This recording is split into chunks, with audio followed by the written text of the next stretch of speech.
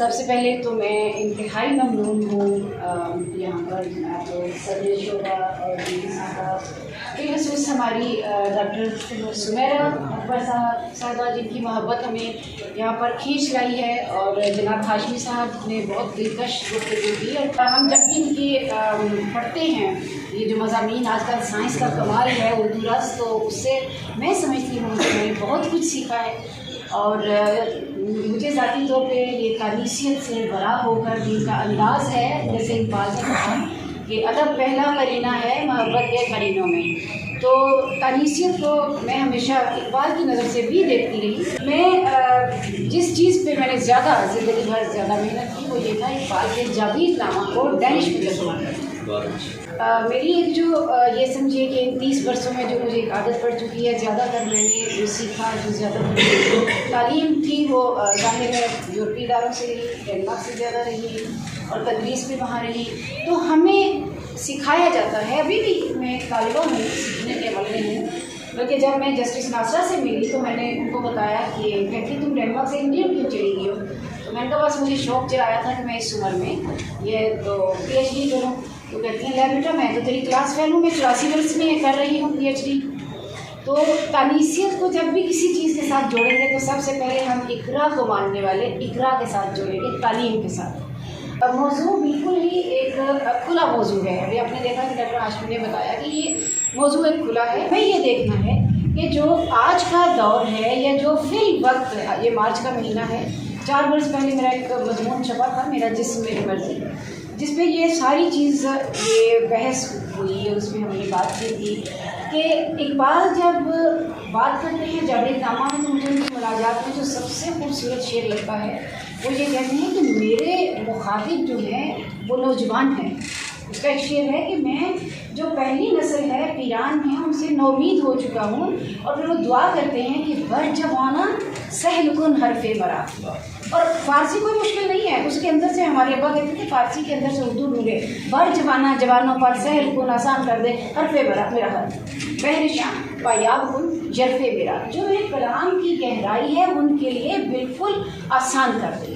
تو ہم جب یہ مسلسل یہی بات کیے جا رہے ہیں کہ خواتین نے یہ لکھا، دبی ہوئی عورت، پسی ہوئی عورت، استحصال کی ہوئی عورت، تو ان چیزوں کو ہم جب چلا کر لائیں گے، اسی کے حوالے سے جب بات کرتے ہیں تو میں مدرس یا معلمہ اچھی ہوں یا نہ ہوں، میں ایک طالبہ بہت اچھی ہوں، یہ میں آپ کو بتا سکتی ہوں، کیونکہ میں نے جتنی کتب یہاں پر چھپی ہیں وہ میں نے بالکل فردن ہر کتاب پڑھی، تانیثیت کے حوالے سے جو بڑے بڑے آپ نے نام لیے ان کے حوالے سے پڑھی، اور مجھے کبھی تھوڑی گھٹن، کبھی تھوڑی مایوسی، کبھی تھوڑا سا مشتعل ہونا پڑا بھی ہم اپنی نئی نسل کو دے کیا رہے ہیں۔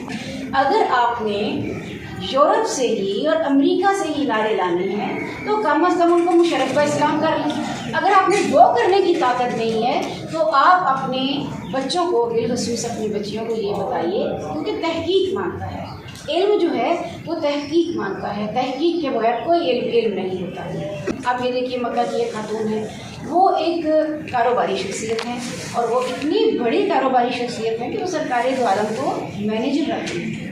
ان کا اعتماد چیک کیجیے کہ وہ ایک بیوہ عورت ہے، چونکہ میرا کام محاورات پر ہے، بنیادی طور پر میں ایک لسانیات سے میرا تعلق ہے، اور میں نے یورپ کے محاورات کو عربی، فارسی، اردو، پنجابی، سراکی ان ساری چیزوں کے ساتھ منسلک کرنے کی کوشش کی ہے۔ کتاب جو ہے وہ میری تقریباً 1000 صفحے کی پبلش ہونے کے لیے جا چکی ہے انجمن ترقی اردو والوں سے، جس میں یہ ساری گفتگو ہم نے کی ہے کہ یورپ کیا کہتا ہے، خواتین کی لسانی تذہیب وہاں کیسے ہوتی ہے، اور اردو کے جو محاورات ہیں، اردو کہاں سے آئی ہے، سنسکرت میں، ہندی میں، اور اس کے بعد فارسی میں اور عربی میں، یہ ساری چیزیں ہم نے اس میں اس کو موضوع بنایا ہے بحث کا۔ جب تک ہم مغربی تصورات کو، مغربی لسانیات کو، ان لسانیات میں تانیثی موضوعات کو اپنی مقامیت سے نہیں جوڑیں گے، اپنے اردو کے ساتھ نہیں جوڑیں گے، نہ ہم کوئی نعرہ لکھ سکتے ہیں، نہ ہم اپنے نئے بچوں کے ذہن میں یہ راسخ کر سکتے ہیں کہ تانیثیت ہے کیا، برابری کے حقوق ہیں کیا، عورت اور مرد کے درمیان میں بنیادی تفاوت جو وہ ہے کیا، وہ کب سے ہے، وہ صدیوں پرانا ہے، اس کے کتنے ادوار آئے۔ تھوڑی دیر کے لیے اگر ہم اردو کی طرف آئیں، چلیے نعروں کے تناظر میں اگر ہم بات کریں تو اگر ہم نے اردو کی تانیثیت کی بات کرنی ہے تو ہمارے نعرے آنے چاہیے بی بی زینب کے خطبے سے، میں جلوس کے خلاف نہیں، میں دوبارہ دہراتی ہوں جو ہم نے صبح بات کی، عورت مارچ کوئی برائی نہیں، لیکن مجھے یہ بتائیے کہ اسلامی دنیا میں پہلا مارچ کب ہوا؟ یہ سوال ہے آپ لوگوں سے جس نے پڑھ رکھا ہے، بی بی زینب کا خطبہ پڑھ رکھا ہے۔ اسلامی دنیا میں پہلا مارچ بی بی زینب نے کیا، اور جب ہم نے اس کی کروائی باقاعدہ یورپ میں اس کے اوپر کانفرنس کروائی، تو ہم نے اس کو بی بی زینب رضی اللہ تعالیٰ عنہا اور بی بی زینب کیا علیہ السلام کہنے کی بجائے ہم نے کہا the sermon of lady Zainab in the court of Yazid, Bibi Bibi Zainab کا خطبہ یزید کے دربار میں، جہاں بڑے بڑے صحابہ بیٹھے ہیں، لرز رہے ہیں، ڈر رہے ہیں۔ اس کے ساتھ ہم نے بات کی رومن ادب کی، کہ رومن ادب میں ان کی جنگوں کو ایک عورت کیسے یا عورتیں کیسے روک سکتی ہیں، جب رومیوں کی یا رومن نے سبین قبیلے کی لڑکیاں اٹھا لیں اور سال کے بعد ان کے بچے پیدا ہو گئے اور باپ جو ہے وہ جنگ لڑنے آئے، تو دو تلواروں کے درمیان وہ اپنے بچے لے کے دوڑنے لگی۔ مردوں کی برپا کی ہوئی جنگ کو عورت روکتی ہے، کیونکہ جب اس کا شوہر اور اس کا باپ سب فرا ہوتے ہیں تو اس میں پیسی بھی عورت جاتی ہے۔ اس کو کبھی رشتوں کے ذریعے پیسا گیا، اس کو کبھی لسانیات کے ذریعے پیسا گیا۔ جب آپ ایک بات بار بار کہہ رہے ہیں کہ اس میں عقل نہیں، اس میں شعور نہیں، اس میں کیونکہ یورپی محاورات ہیں تو اس میں کیا کہتے ہیں کہ لانگ ہیئر شارٹ وزڈم، یا اس میں بار بار یہ کہا جاتا ہے کہ اس کی عورت کی جو ذہانت ہے وہ مرد سے کم ہے، عورت کو مارا پیٹا جانا چاہیے۔ جرمن محاورہ سن لیجیے کہ a woman a dog in a walnut tree the more you beat the better the bee۔ ایک بچی نے سوال کیا بڑی جرأت مندی سے کہ عورت کو مارنا، ارے عورت کو مارنا کوئی آج کی کہانی نہیں ہے، گھریلو تشدد آج کی کہانی نہیں ہے، جب سے عورت بنی ہے تب سے تشدد ساتھ ساتھ چل رہا ہے، کہیں لسانی تشدد ہے، کہیں ذہنی ہے، کہیں جذباتی تضحیک ہے، اور کہیں ظاہر ہے جسمانی ہے۔ تو ہم واپس اگر بی بی زینب کی طرف چلیں، تیرے خطبوں کا فیض ہے زینب، تیرے خطبوں کا فیض ہے زینب، آج ہم میں خطیب ہوتے ہیں۔ ہم 6ویں صدی کی بات کر رہے ہیں، تانیثیت اردو کے دیکھیں ہمارے پاس جو بچیاں ہیں، میں نے آپ یہ دیکھیے کہ پشاور سے لے کر ملتان تک کی یونیورسٹیوں میں گئی ہوں، جو کہ میں سمجھتی ہوں خود میرے لیے ایک سیکھنے کا عمل ہے کہ ہماری آج کی بچی کیسے دیکھتی ہے تانیثیت کو۔ جو ہمارے پاس ناقص سیلیبس ہے، جو ہمارے پاس ناقص نعرے ہیں، جو ہمارے پاس اشتعال انگیز قسم کی مختصر چیزیں بچیوں کو پیش کی جا رہی ہیں، جو ان کو مادیت پرستی کی طرف ڈالا جا رہا ہے۔ خواتین جو ہیں، اگر ڈینش ہے، یورپین عورت جو ہے وہ مادہ پرست نہیں ہے، اس کو کوئی مسئلہ نہیں، آپ اس میں ایک جوڑا دے دیجیے اور اسے کہ پوری دنیا گھما دو، وہ گھمائے گی۔ یہ میں نے پہلی دفعہ پاکستان میں دیکھا ہے کہ میڈم اب برینڈ کیوں نہیں پہنتی، ارے یہ سوٹ تو آپ نے پہلے بھی پہنا ہوا تھا، یہ آپ کیا کپڑے پہن لیتی ہیں میڈم، یہ تو جبے لگتی ہیں۔ آپ یہ دیکھیں میں کیا کہہ رہی ہوں، آپ یہ دیکھیے میں کہاں، آپ کو میرے لباس سے کوئی غرض نہیں ہونی چاہیے کہ میں ایک چادر لے کے 10 سوٹ پہن لیتی ہوں، یہ آپ کا موضوع نہیں ہونا چاہیے۔ بدقسمتی سے ہمارے اداروں میں سب سے زیادہ ہماری تعلیم یافتہ عورت اس بات کے اوپر جو ہے وہ کہنا چاہیے کہ اس کو عدالت میں کھڑا کیا جائے۔ بات کی کہ جب میں بچوں سے بات کرتی ہوں اور میں ان سے سوال اٹھاتی ہوں کہ اقبالیات کو پڑھنے والے جو ہیں انہوں نے کیوں نہیں پڑھ رکھا، اگر ہم تانیثیت کا ذکر کریں اور فلاں شاعر نے یہ کہا اور ملٹن نے یہ کہا، ہیزیوڈ نے یہ کہا، اگر ہم یونانی ادب کی طرف جائیں تو دنیا کی سب سے پہلی گالی یونانیوں نے عورت کو دی۔ عورت کو کتیا کہنے کا آغاز ہیلن آف ٹرائے سے شروع ہوا، وہ سب ہومر اور ہیزیوڈ اگر آپ اس کو پڑھیں، کیونکہ میرا موضوع یہی ہے، میں نے پڑھایا ہے یہ سارا ادب جو ہے میں نے خود پڑھا، وہاں سے فرانسیسی ادب میں عورت کو یہ کہنا کہ یہ عورت کی ہاں اور نہ کے درمیان میں فرق نہیں ہے۔ بادشاہ کہا کرتے تھے عورت پہ یقین مت کرو، وہ عورت کا ویدر ہے، وائن ہے، وومن ہے، اس پہ یقین مت کرو۔ تو جب بادشاہ شاہی سطح پہ کہے گا تو عوام تو کہے گی۔ تو تانیثیت کا تعلق سماج کے ساتھ ہے، سماجی ارتقاء کیسا ہے، ہمارے سماج کا ڈھانچہ کیسے ہے، ہماری عمرانیات کیسی ہے، اور اس کے بعد یہ کہ زبان کی سرپرستی کون کر رہا ہے۔ اگر ہم زبان کے پیچھے پیچھے چلیں، اس کا سراغ نکالیں، تو زبان یونانی ادب سے نہیں بلکہ زبان جو ہے وہ میسوپوٹیمیا سے شروع ہوئی ہے۔ دنیا کی پہلی لوری میسوپوٹیمیا میں لکھی گئی، دنیا میں پہلی ماں کے لیے نظم میسوپوٹیمیا میں لکھی گئی، اور عورت کی جو تقریم ہے اگر کی گئی تو ماں کے حوالے سے کی گئی۔ باقی جتنے رشتے ہیں اس میں اس کی لسانی تضحیق جاری رہی، اور اس نے جو دائرہ کار ہے اس کو 4 دیواروں پہ میسوپوٹیمیا سے چلایا گیا۔ اور یہ جو ہم ہیمورابی کی بات کرتے ہیں، اگر آپ لوگوں نے آئین سازی پڑھی ہے تو ہم کہتے ہیں دنیا کا پہلا آئین جو ہے وہ ہیمورابی کا ہے۔ اگر آپ فرانس جائیں گے تو پوری لاٹ پڑھی ہے وہاں اس کی، جس کے اوپر باقاعدہ عورت کے لیے سزائیں ہیں، عورت کے لیے قوانین ہیں. بچہ پیدا نہیں کرتی بیٹی وہ اپنے ہاتھ سے بیوی لے کر آئے. اگر بچہ ثابت ہوتی ہے تو مرد کے منہ میں صرف نمک ڈالا جائے, جبکہ عورت کو برہنہ کر کے پھینکا جائے, اسے کیچڑ میں گھسیٹا جائے. یہ ساری چیزیں زبان جو ہے, اور چونکہ اس کو بادشاہ تھا حموربی نے آئین سازی کی, اور اس کے بعد بادشاہوں نے اس کو, ان کا ایک ہوتا تھا تہوار فیسٹیول جس کا نام تھا عقیتو.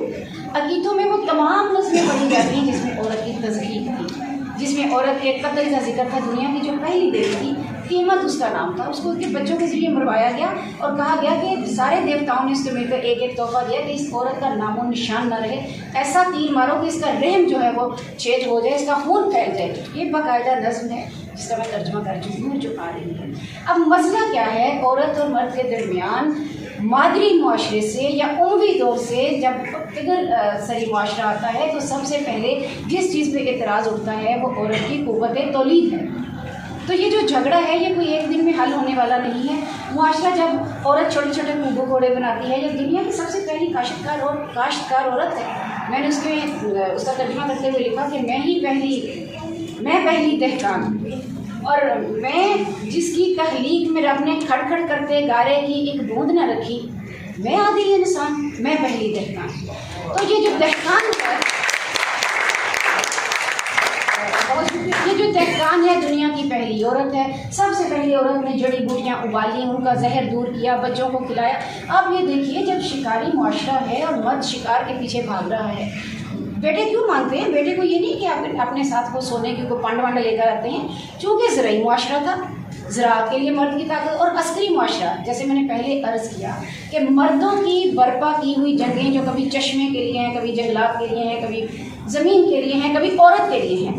یہ جنگیں جو مردوں نے برپا کی اس کی قیمت بھی عورت نے لیے گا, اس کا ایندھن بھی عورت بنی اس جنگ میں. کہ ہم پچھلی بات کر رہے ہیں میسوپوٹیمیا سے, کیونکہ ہمارا مقصد تفہیم ہے, ہم نے انڈرسٹینڈ کرنا ہے. میں جب پی ایچ ڈی شروع کی تو میری بہت ہی لائق ہیں 2 سپروائزر ہوتی ہیں وہاں پر, تیسرا باہر سے آتا ہے, تو اس نے مجھے کہا کہ میں یہ چاہتی ہوں کہ اپنی زبان میں اپنے لوگوں کو یہ بتاؤ کہ جب ہم یورپ سے بہت اوپر جا چکا ہے, یہ جو گالیاں نما نعرے ہیں نا, میں یہ سمجھتی ہوں کہ یہ صرف یہ نہیں کہ یہ ایک بہت ہی منفی نعرے, بلکہ یہ بےہودہ اور مشتعل کرنے والے غیر معروف قسم کے نعرے ہیں جو آپ اپنی نسل کو کیا سکھا رہے ہیں. اب ڈنمارک میں دیکھیے بہت زیادہ برف باری ہوتی ہے, بہت زیادہ برف باری ہوتی ہے. اگر تو دونوں میاں بیوی باہر کام کر رہے ہیں اور اکٹھے آئے ہیں تو کوئی فرق نہیں پڑتا, میاں نے مائکرو ویو چلا لیا, آپ نے روٹی پکا لی یا کچھ بھی کر لیا. اگر آپ گھر میں بیٹھی ہوئی ہیں, ریموٹ دبا کے ڈرامے دیکھ رہی ہیں, مرد باہر سے آئے گا تو آپ کیا کہیں گے کہ جاؤ اپنا کھانا خود کر لو. مجھے تو بہت شرم ہے کہ میرے گھر میں کوئی مہمان آئے یا میرے بچے آئے, میں کو نہیں, میں ایک نیا سبق سیکھ کر آئی ہوں, تانیثیت کا, مساوات کا, صنفی مساوات کا. چل بچے اپنے خود ڈھونڈ. تو پھر جب ہم امومت کا یا عورت کے ماں ہونے کی طرف بات آتی ہے, یا اس میں رحم ہے, اس کی تولیدی صلاحیتیں ہیں, ہمارے والد کہا کرتے تھے کہ جب اللہ نے عورت کو مرد سے ایک درجہ اوپر رکھا ہے, وہ خالق بھی ہے, وہ رزاق بھی ہے, اس کے پاس دونوں خوبیاں ہیں, وہ تربیت کرتی ہے, وہ آپ کی کوچ بھی ہے, تو برابر آنے کی کیا ضرورت ہے. نعیم صدیقی کے کچھ اشعار ہیں کہ افراد بناؤ تم جیسے, اقوام بھی ویسے بناؤ. اقوام میں عورت کے میں وہ کیسی نسلیں جنتی ہے, وہ کیسے مرد بناتی ہے, وہ کیا اخلاق سکھاتی ہے, کیا جذبے آخر بول کے وہ بچے کو دودھ پلاتی ہے. تو یہ ایک پورا آپ کے سامنے دائرہ ہے. واپس آئیں کہ علامہ اقبال اس کو کس طرح دیکھتے ہیں. ہم جب علامہ اقبال کی بات کر رہے ہیں تو وہ میں علامہ رحمۃ اللہ کی بات نہیں کر رہی, میں آپ کے ساتھ اس علامہ اقبال کی اور تانیثیت اور کے سوال اٹھانا چاہتی ہوں جو علامہ اقبال پچھلی صدی کے آغاز میں برطانیہ ہو کر گئے, برطانیہ کی کانفرنس میں بیٹھے. یہ وہ اقبال ہیں جنہوں نے جرمنی میں کام کیا, جن کی پی ایچ ڈی جرمنی سے ہوئی, جنہوں نے جرمن زبان سیکھی, وہاں سے وہ پیرس گئے, وہاں سے وہ اسپین گئے, قرطبہ گئے, مسجد قرطبہ جیسا شاہکار تحقیق کیا. یہ وہ اقبال ہیں. جب ہم اس کی بات کرتے ہیں تو ایک شعر سن لیجئے, فارسی میں ہے, اور یہ شعبہ فارسی میں بھی ایک میں سمجھتی ہوں بہت بڑی ہماری ذمہ داری ہے کہ وہاں سے ہم, کیونکہ اردو زبان میں فارسی زبان کے محاورے بالکل اسی کی طرح سے ہو چکے ہیں تراجم. تو اقبال کہتے ہیں حدیث عشق دو وابست, برابری مانگ رہے ہیں نا, ایکویلٹی دیکھیے. حدیث عشق دو وابست کربلا و دمشق, کربلا سے چلی ہے زینب, اور پھر دوسرا ہے یک حسین رقم کر قدیگر زینب. ایک باب حسین, ایک باب زینب. آپ کو کون سی آپ کو کون سا اپنا جسم اور اپنی مرضی چاہیے. آپ کون سا کھانا گرم کریں گی؟ اگر ایک ہماری مسلمان نہیں میں کہہ رہی، بار بار آپ اس کو انڈر لائن کیجیے، میں ایک عورت کی بات کر رہی ہوں جس کا مقامیت کے تحت، موضوعات کے تحت اور یہ کہیے کہ تہذیب کے تحت ہماری بچیوں کے ساتھ ایک رشتہ جڑتا ہے. اگر جڑتا ہے، ہم اس عورت کی بات کر رہے ہیں کہ وہ برابر بیٹھ کر ایک باپ تحریر کر دیا. کیا مانگ رہی ہیں؟ مانگنا ہمیں کچھ نہیں. ہمیں جو رقم شدہ چیزیں ہیں، درج شدہ چیزیں ہیں، موجود چیزیں ہیں، ہمیں صرف معاشرے کو یہ بتانا ہے کہ یہ ہمارا وہ حق ہے جو ہمیں پہلے سے مل چکا ہے. آپ نے چھین رکھا ہے، از راہ کرم عزت اور آبرو سے دے دیجیے، ورنہ یہ بچیوں کے اور چھین لیں گے. بالکل short story, to cut the long story short. اور میں نے دوسری دو چھوٹی چھوٹی باتیں اور یہ لکھی تھی کہ ابھی ڈاکٹر شاہناز صاحب نے بڑی چڑیا چڑے کی کہانی ہے. چڑیا چڑا دانا لاتا ہے، دودھ لاتا ہے، مل کر کھانا پکاتے ہیں. یہ ایک آئیڈیل سچویشن ہمیں بتائی جاتی ہے. لیکن آج کی جو خواتین ہیں، جب آپ ان سے کہتے ہیں کہ وہ باہر نکلیں گی، وہ پڑھنا چاہتی ہیں، وہ پڑھنا چاہتی ہیں کیونکہ وہ اقرا کی مالک ہیں، وہ پڑھنا چاہتی ہیں کیونکہ وہ عائشہ بی بی کی نقش قدم پہ چل رہی ہیں، جو مردوں کو پڑھا رہی ہیں، لوگوں سے فتاوا پوچھنے آ رہے ہیں. وہ بی بی ہنسا کے نقش قدم پہ چل رہی ہے، وہ شاعری کرتی ہیں، ان کو کون روک سکتا ہے. میں دوبارہ سنانا چاہوں گی کہ جو برگد ہے وہ میری آپ کی نہیں ہے، وہ میرے والد کی داستان ہے کہ انہوں نے 6 بھائیوں کے ساتھ مجھے کیسے پالا. میں 2 برس آگے تھی اپنی تعلیم میں. جب میں نے کالج شروع کیا تو ابا کہنے لگے کہ آپ کو الیکشن لڑنا ہے. ہم بات کر رہے ہیں 30-34 برس پہلے. تو ابا نے اپنے ہاتھ سے میرے وہ لکھے، پوسٹر لکھے اور جگہ جگہ وہ لگا رہے ہیں. اس زمانے میں وائپر لگا کے تو سیدھا کیا جاتا تھا پوسٹر کو. تو جہلم جو ہے اس زمانے میں بھی کافی اس کے آگے پیچھے پسماندہ دیہات تھے. تو کچھ لوگ ابا کے پاس آئے کہ ہم نے اپنی بچیوں کو کالج بھیجا ہی نہیں. آپ نے نہ صرف اپنی بیٹی کو کالج بھیجا بلکہ اخبارات میں چیزیں لگ رہی ہیں، ریڈیو پہ آ رہی ہے. تو یہ تو بہت غلط ہے، ہماری تو بچیاں بگڑ جائیں گی. تو ہمارے ابا نے کہا چائے پیجیے. اور اس کے بعد انہوں نے بڑے تحمل سے کہا کہ دیکھیں قرآن سے سورہ مریم نکال دیں، میں دیوار سے اپنی بیٹی کا نام اٹھا دوں. جب تک دلیل کے بجائے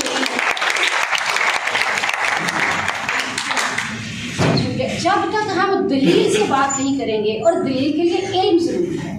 اور یہ میں اسلام آباد یونیورسٹی میں گئی تھی، اسلامک انٹرنیشنل اسلامک یونیورسٹی اسلام آباد. وہاں پر بھی میں نے ان سے بات کی کہ یہ تو یونیورسٹی کا نصاب اور ہے، آپ کے مقاصد اور ہیں. مجھے حیرت ہوئی ہے کہ آپ لوگوں نے ان نعروں کے جواب میں بی بی زینب، بی بی رقیہ، فاطمہ زہرا، ان کی لسانی جو علامات ہیں وہ کیوں نہیں استعمال کی؟ ان کے لسانی نعرے وہاں سے کیوں نہیں نکالے؟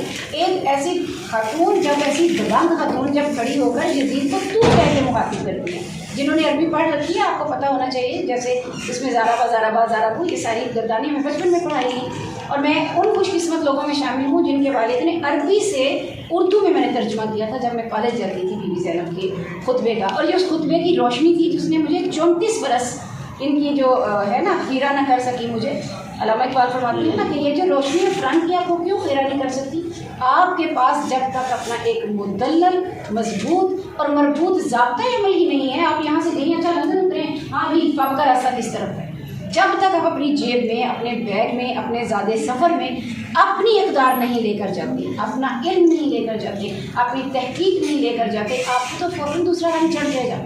تو اس لیے میں بار بار یہی کہتی ہوں کہ جب مجھے تنیسیت کے لیے یا صنفی امتیاز کے لیے ان چیزوں کے لیے بلایا جاتا ہے تو میں بار بار یہی درخواست کرتی ہوں کہ خدا کے واسطے پڑھیے. صرف یہ نہیں کہ ہمارے بچے پڑھیں، ہمارے اساتذہ بھی پڑھیں. کیونکہ فارسی میں اقبال نے جو لکھ دیا ہے اور جو جاوید نامہ میں 1932 میں علامہ اقبال نے بات کی ہے کہ وہ فلک مریخ پر ہیں، وہاں پر ایک نبیہ ہے، جیسے میں آپ سے کھڑی بات کر رہی ہوں، وہ بالکل ایسے تصویر کشی ہے، فیض تراشی ہے. جاوید نامہ ایک اتنا بڑا شاہکار ہے کہ جب ہمیں یہ کہا جاتا ہے کہ یہ دانتے کی کاپی ہے، یہ فلاں ہے، آپ دیکھیں گے ہمارے پاس چونکہ تحقیق نہیں ہے، ٹھیک ہے، ہم مدافعانہ اور ہمارا بہت ہی مصالحانہ اور معذرت خواہانہ انداز ہو جاتا ہے کہ ہاں بھی علامہ اقبال نے کیا ہوگا. اور کچھ تو لبرل ایسے پیدا ہو چکے ہیں جو علامہ اقبال کی یہ نہیں دیکھتے کہ انہوں نے جرمن کیسے سیکھی، وہ یہ ڈھونڈنے کی کوشش میں مصروف ہیں کہ جرمن استاد ایما سے کیا تعلق تھا ان کا، یا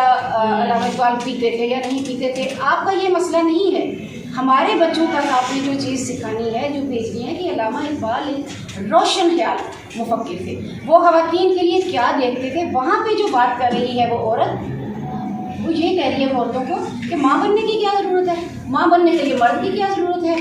آمدہ وقت ہے کہ از ایجاز فن، ایک ایسا وقت آ جائے گا جب سائنس کے کرشمے سے، فن کے ایجاز سے، خوبصورتی دیکھیے لسانی طور پہ کہ فن کے ایجاز سے عورت کے بدن کے اندر پتہ چل جائے گا لڑکی ہے یا لڑکا، دل ہے تو رکھ لو، نہیں ہے تو مار دو۔ یہ جو الٹرا ساؤنڈ مشین ہے یہ کیا ہے؟ وہی ہے نا کہ پتہ چل گیا ہے تو عورت ہے تو اس کو کر دو تمہاری مرضی۔ مرد جو ہے وہ ایک سانپ ہے، اور سانپ بھی نہیں مارے پیچاں۔ آپ نے نوٹ کیا یا نہیں، انہوں نے کہا کہ استاد کی کوئی جینڈر نہیں ہے، اور یہ بہت خوبصورت بات ہے کیونکہ جب میں پاکستان شروع میں آتی تھی 15 برس پہلے، میں نے آنا شروع کیا زیادہ کانفرنسز میں، کیونکہ مشاعرے میں نہیں پڑھتی، میلوں میں میں نہیں جاتی، مجھے آ جاتی یہی خواہش ہوتی ہے کہ میں یونیورسٹیوں میں جاؤں۔ مجھ سے تو شروع میں یہ جو ہمارے پاس بچے ہر رات مجھ سے نا بات نہیں کرتے تھے، تو بڑی پریشان ہوئی، میں نے آپ کو کیا بگاڑا ہے بھائی، میں خود سب کو السلام علیکم، وعلیکم السلام، وعلیکم السلام، بھائی میری بھی کوئی جینڈر نہیں ہے، میں بھی ایک محقق کے طور پہ آئی ہوں، میں بھی ایک مقالہ پڑھتی تھی۔ پھر آہستہ آہستہ کچھ لوگ ایسے تھے، قاضی عابد تھے، خدا ان کی مغفرت کرے، ان لوگوں نے مجھے صحیح ویلکم کیا۔ کچھ اور لوگ تھے جنہیں یہ تھا کہ بھائی اچھا بھائی آپ نے تو یونیورسٹی میں پڑھا ہے، تو انہوں نے شروع میں دلچسپی لی، جو اس کے پیش رو تھے۔ پھر ظاہر ہے آہستہ آہستہ ابھی ڈاکٹر نجیبہ آئی ہوئی تھی میرے پروگرام میں، تو انہوں نے کہا کہ بڑے زوروں سے منوایا گیا ہوں، کیونکہ پہلے لوگوں کا خیال تھا کہ میں اردو اسپیکنگ ہوں، میری مادری زبان اردو ہے۔ میں نے پھر کہا نہیں بھی میں تو پنجابی ہوں، بلکہ 200% پنجابن ہوں، کیونکہ میں آ کے پنجابی میں ایم اے بھی کر کے جا چکی ہوں 5 برس پہلے۔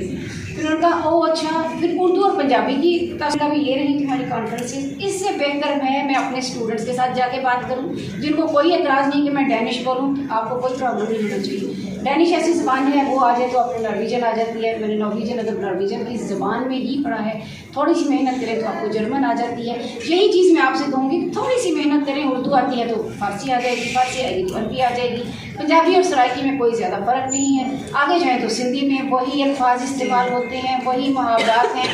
یقین کیجیے ابھی جو کی کتاب ہے اس میں باقاعدہ آخر میں نے محاورے دیے ہیں کہ سرائکی کو اور سندھی کو اور پنجابی کو میں نے جوڑا ہے کہ تھوڑے سے فرق کے ساتھ یہ ایک جیسے محاورات ہیں۔ اسی طرح جرمن، فرانسیسی اور یہ اطالوی، یہ سارے محاورے ایک جیسے ہیں، کیونکہ لاطینی جو ہے وہ ان کا ادب رومن سے متاثر ہے، اس لیے جو رومن تضحیق ہے عورت کی، جو یونانی تضحیق ہے عورت کی، وہ روم میں آ گئی، عیسائیت کے ذریعے وہ پھیلتی گئی۔ ہیبریو جو ہماری بائبل ہے عبرانی، اس نے کہا کہ بیوہ سے شادی نہ کرو، اس نے پھر باقاعدہ عورت کو مارنے کی شرائط منتخب کی، انہوں نے عورت کو جو ناپاک کہا، اس کے جو مخصوص ایام ہیں، جب ہم مرد و زن کی بات کرتے ہیں تو جو جسمانی چیزیں ہیں اس کو عورت کی کمزوری بنا دیا گیا، حالانکہ وہ عورت کی بہادری ہے۔ وہ 14-15 برس کی بچی جو ہے وہ اپنی بلوغت کو دیکھتی ہے، 15-16 سال کی بچی کی شادی کر دی جاتی تھی، وہ باقرہ ہونے کے عذاب اور آزمائش سے گزرتی تھی، وہ ماں بننے کے عذاب سے گزرتی تھی، اور پھر محاورہ بن گیا بیسی اور گھیسی، 20 برس کی عورت گھس جاتی ہے، مرد ساٹھا اور پاٹھا ہے۔ یہ میں نہیں کہہ رہی، یہ ہماری لسانیات کہہ رہی ہے، یہ ہماری تنیسیت کہہ رہی ہے۔ اس کی وجہ یہی تھی نا کہ بچی کی شادی جلد ہو گئی، اور بچی کی جب شادی جلد ہوئی ہے تو ظاہر ہے اس کا جسم اتنی زیادہ برداشت کرتے کرتے یہ ساری مشقت پھر بچے کی، اور پھر اس کے اوپر الزام بھی ہے بچے کی تربیت اگر خراب ہوگی تو ماں کا قصور ہے، ٹھیک ہے۔ اور یونانی ادب تو بالکل وہ دھڑلے سے کہتے تھے کہ ہمیں ہمارے معاشرے میں 3 عورتوں کی ضرورت ہے، ہمیں جو بچوں کی ماں بنانی ہے وہ نجیب الطرفین ہوگی، اس کی پرچھائی بھی کسی مرد نے نہ دیکھی ہو۔ یہ جو 11 دہلیزوں کا تصور ہے نا، 11 دہلیز کے پیچھے بی بی صاحبہ بیٹھی ہیں، وہ ان کی وہ بیوی ہوگی جو نجیب الطرفین ہے، اس سے بچہ پیدا ہونا چاہیے۔ اس کے بعد یہ جو 7 پردے ہیں، اگر آپ حضرت سلیمان کا غزل الغزلات پڑھیے اس میں 7 پردے آتے ہیں، نیمے دلوں اور نیمے بروں اس کے پیچھے ہو۔ اسی طرح جرمن محاورہ ہے کہ عورت کو، بیٹی کو نہ وہ سنائی دے نہ وہ دکھائی دے، اور ان ساری چیزوں تک پہنچتے پہنچتے کہاں 6 صدی کی عورت جو ہے وہ کھڑی ہو رہی ہے دربار میں اور بات کر رہی ہے۔ جب تک ہم موازنہ کرنا نہیں سیکھیں گے، جب تک ہم تقابل نہیں سیکھیں گے، تب تک ہمارا علم ناقص رہے گا، محدود رہے گا، ہم پورے اعتبار سے، پورے قد سے کھڑے ہو کے بات نہیں کر سکیں گے۔ آپ ان کو کیسے سکھائیں گے مباحثہ کرنا، مناقشہ کرنا، چیزوں کو ڈیفینڈ کرنا، چیزوں کے اوپر اعتراض اٹھانا، تنقید کرنی، آپ کس طرح سے سکھائیں گے ان کو؟ جب تک آپ نئے موضوعات نہیں ڈھونڈیں گے، اور شرق و غرب میں کوئی تصادم نہیں ہے، شرق و غرب میں تفہیم ہے۔ جب آپ تراجم پڑھیں گے تو جتنے مترجمین پیدا کر دیے اسپینش میں اور اندلس والوں نے، اتنے پوری دنیا میں آپ کو مترجمین نہیں ملے گے۔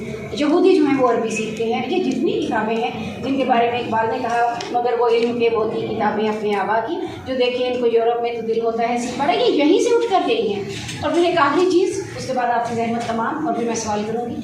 आखिरी चीज़ ये है जो मैंने स्पेन में अपने क़याम के दौरान देखी, क्योंकि मुझे बहुत अच्छा लग रहा था कि कोई नई चीज़ देखी जाए और ये देखा जाए कि यूरोप में जो इस्लाम के नपूश हैं उसमें तानीसियत कहाँ है।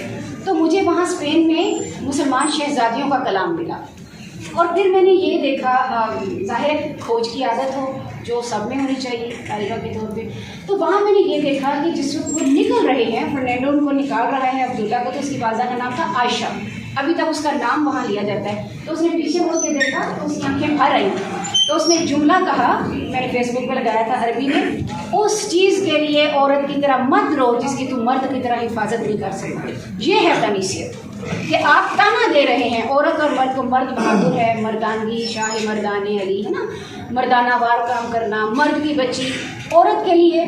जब किसी मर्द को पुराने लोग बद्दुआ देते थे, मेसोपोटामिया वाले और यूनानी स्कैंडिनेविया वाले रोमन, तो उनके बाकायदा ज़मीन पे कतबे निकले हैं जिस पे लिखा हुआ है कि अगर तुम इस एग्रीमेंट की, इस मुआहदे की खिलाफ वर्जी करो तो तुम्हें देवता औरत बना दें, तुम्हारे सारी सिपाही औरत बने, देवता करे कि तुम्हारी सारी सिपाही औरतें ना सिर्फ औरतें बन के भांज औरतें हो जाएँ। तो ये तानीसियत को जोड़िए। हमारे यहाँ उर्दू में नहीं है जिसकी बेइज्जती करनी है जन्हा कहेगा, जनाना है ना, लड़कों को जो है या मर्द को गाली ये सबसे बड़ी है कि जनानियाँ होती हैं तो वही बात मत करो।